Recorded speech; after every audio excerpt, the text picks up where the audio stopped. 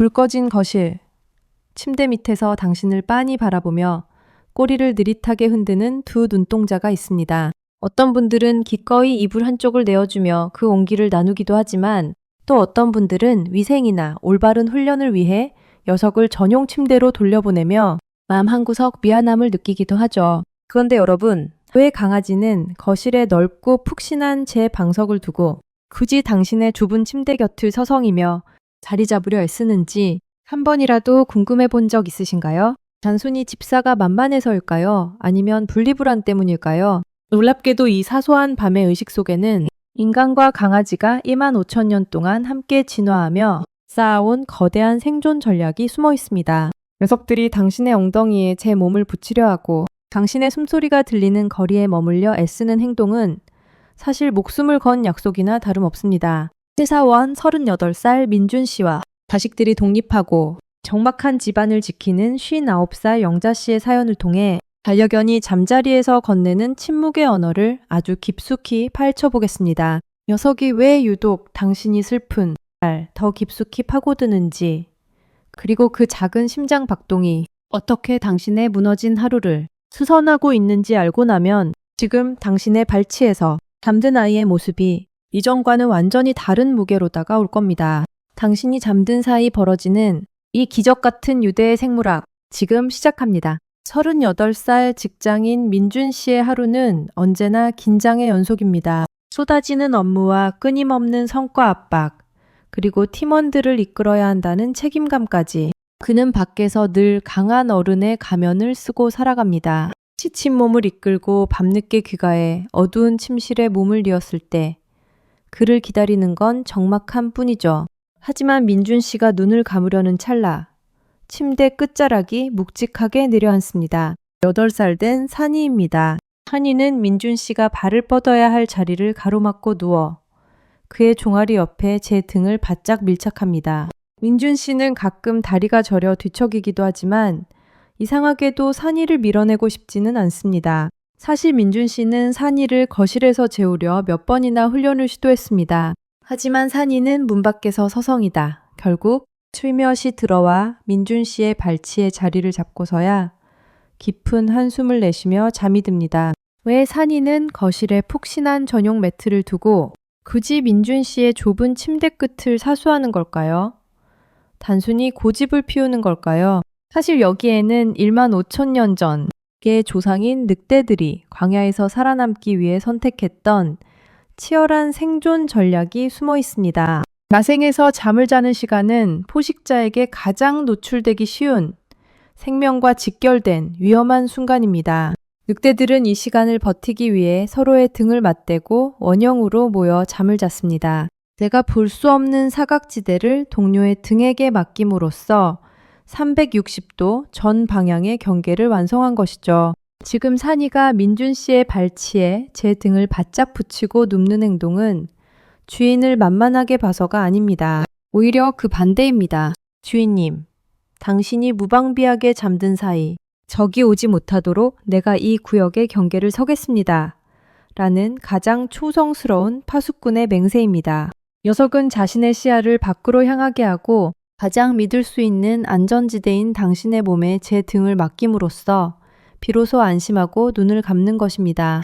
만약 여러분의 강아지가 훈련 중에도 자꾸만 침대 근처로 돌아온다면 그건 단순히 버릇이 없는 게 아니라 내가 사랑하는 리더를 지켜야 한다는 본능적인 책임감 때문일지도 모릅니다. 이 과정에서 민준 씨에게는 놀라운 생물학적 변화가 일어납니다. 민준 씨가 산이의 묵직한 무게감을 느끼며 녀석의 체온을 받아들이는 순간 그의 뇌에서는 스트레스 호르몬인 코르티솔 수치가 급격히 낮아지기 시작합니다. 사회에서 나를 세우고 돌아온 민준 씨의 교감신경을 산이가 온몸으로 다독이며 진정시키는 셈이죠. 산이는 민준 씨의 연봉이나 직급에는 관심이 없습니다. 오로지 민준 씨의 심장 박동이 평온해졌는지, 호흡이 안정되었는지만을 살핍니다. 민준 씨는 자신이 산이를 보살핀다고 생각했지만 사실 밤마다 산이는 민준 씨의 무너진 하루를 수선하고 있었습니다.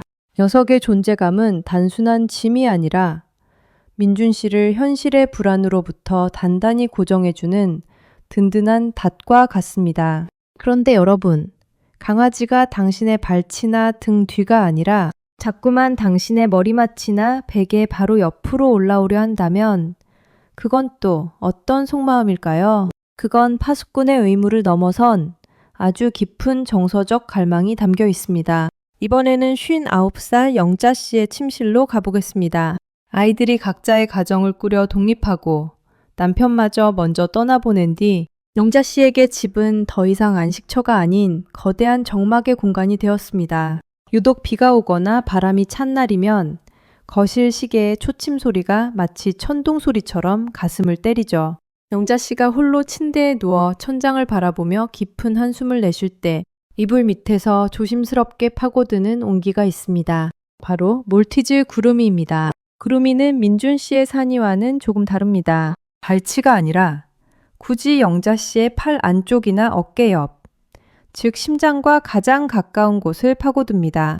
녀석은 영자 씨의 살결에 제 코를 바짝 갖다 대고 영자 씨가 한숨을 쉴 때마다 눈을 가늘게 뜨며 얼굴을 살핍니다.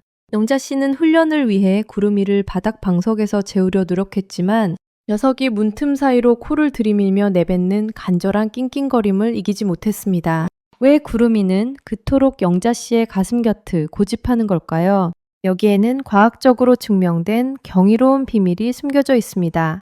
바로 심박수 동기화, Heart Rate Variability Synchrony 현상입니다. 최근 한 대학교의 연구에 따르면 깊은 신뢰관계에 있는 보호자와 반려견이 밀착해서 잠을 잘 때 두 존재의 심장, 작동 리듬이 서서히 일치해가는 과정이 관찰되었습니다. 강아지들은 인간이 슬픔이나 불안을 느낄 때 내뱉는 호르몬의 미세한 냄새 변화와 날카로워진 숨결을 0.1초 만에 알아차립니다. 영자 씨가 외로움에 가슴이 답답해져 호흡이 불규칙해지면 구루미는 본능적으로 그 진동을 읽어냅니다. 녀석이 팔베개를 고집하며 심장 근처에 머무는 것은 단순히 자기가 편해서가 아닙니다. 내가 여기서 당신과 똑같은 속도로 숨쉬고 있으니 이제 그만 안심하고 눈을 감으세요. 라고 온몸으로 전하는 무언의 심폐소생술과도 같습니다. 자신의 안정적인 심장 리듬을 영자 씨의 몸에 직접 전달하여 그녀의 자율신경계를 진정시키려는 고귀한 시도인 셈입니다. 영자 씨는 구루미가 자신에게 의지한다고 믿었지만 사실은 구루미의 작은 심장이 영자 씨의 무너진 세계를 지탱하고 있었습니다. 팔베개를 해주는 팔이 조금 저리더라도 녀석의 고른 숨소리가 귓가에 들릴 때 찾아오는 정서적 충만함은 그 무엇과도 바꿀 수 없습니다.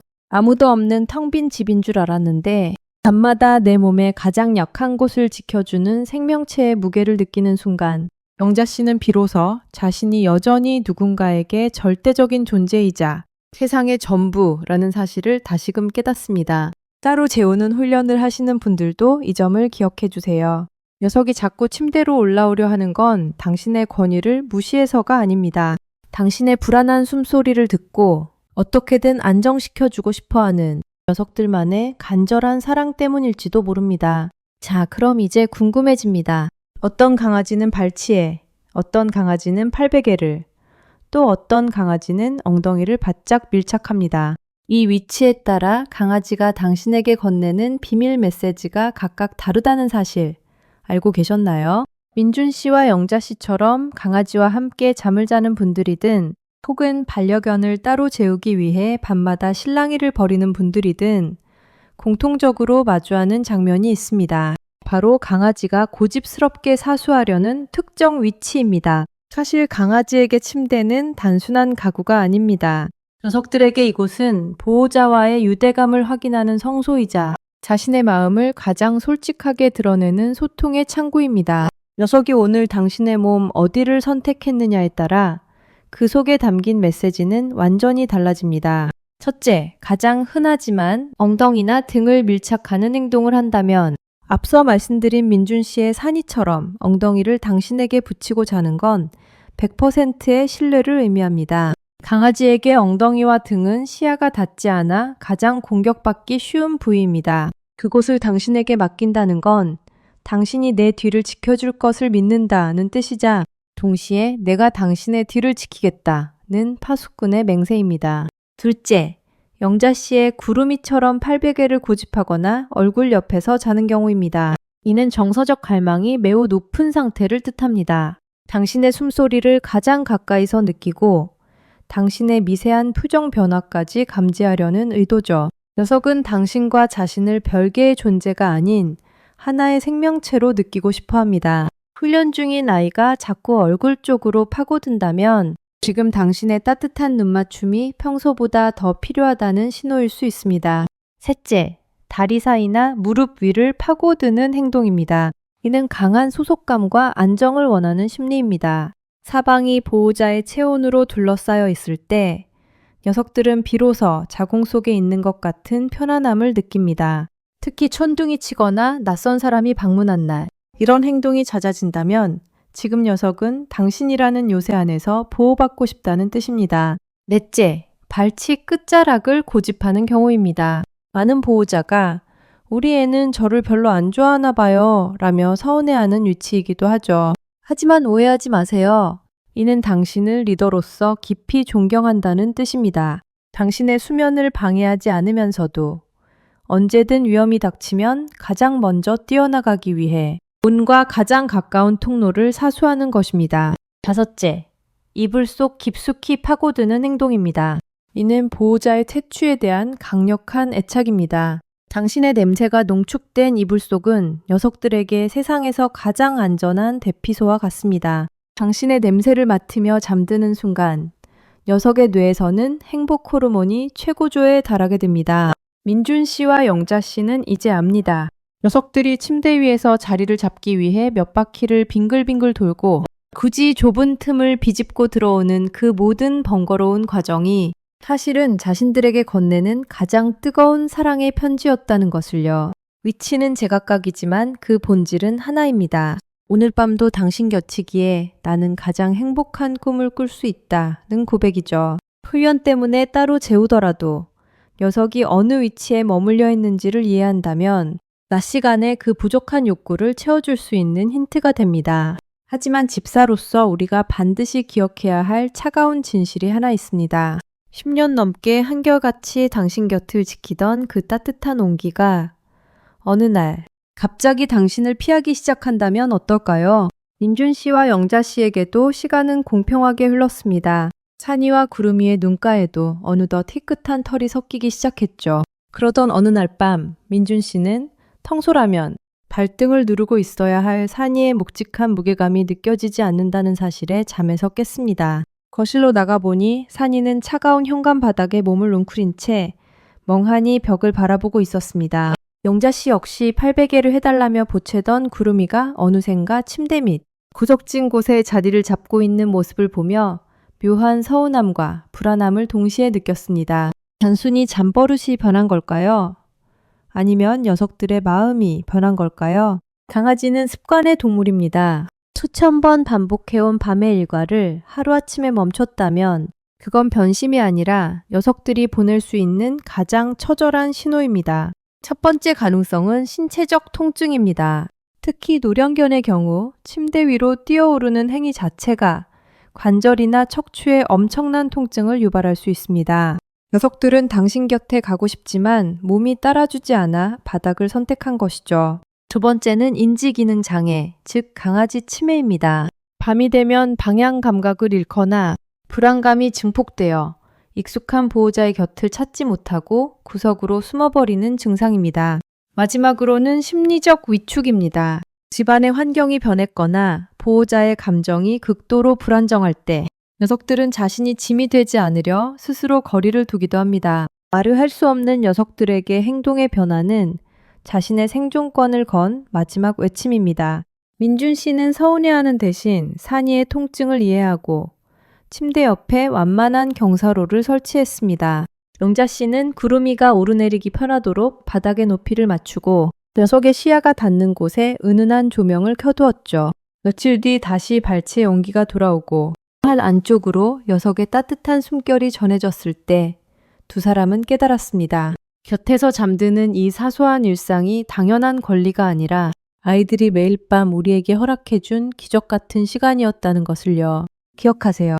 당신의 밤을 지켜주던 아이가 이제는 당신의 세심한 관찰을 기다리고 있을지도 모릅니다. 민준 씨는 이제 잠들기 전 발치에 누운 산이의 등을 한 번 더 길게 쓰다듬어 줍니다. 영자 씨 또한 자신의 팔을 베고 누운 구름이에게 나지막이 속삭이죠. 오늘도 내 곁을 선택해줘서 고마워 라고요. 수많은 장소와 푹신한 방석을 뒤로하고 오직 당신의 냄새와 온기만을 쫓아온 이 작은 생명체들. 그들에게 당신은 단순한 주인이 아닙니다. 거친 세상에서 돌아온 당신이 유일하게 무방비해지는 시간. 그 시간을 함께 공유할 수 있는 단 하나의 성전이자 안식처입니다. 함께 자든 혹은 규칙을 위해 따로 자든 중요하지 않습니다. 중요한 건 녀석들이 밤새도록 당신의 안녕을 빌며 자신의 온기를 나누려 했다는 그 마음입니다. 오늘 밤 당신의 곁에서 혹은 당신의 방문 밖에서 곤히 잠든 반려견은 꿈속에서도 당신과 함께 들판을 달리고 있을 겁니다. 녀석이 건네는 따뜻한 숨결에 오늘 하루의孤단함을 잠시 내려놓으세요. 당신은 이미 녀석에게 최고의 보호자이자 세상의 전부입니다. 여러분의 반려견은 오늘 밤 어디에서 잠을 청하고 있나요? 녀석이 당신에게 건네는 특별한 잠버릇이나 새롭게 보인 아이의 행동이 있다면 댓글로 들려주세요. 오늘 영상이 여러분과 반려견의 밤을 조금이라도 더 따뜻하게 만들었다면 구독과 좋아요로 응원 부탁드립니다. 시청해주셔서 감사합니다.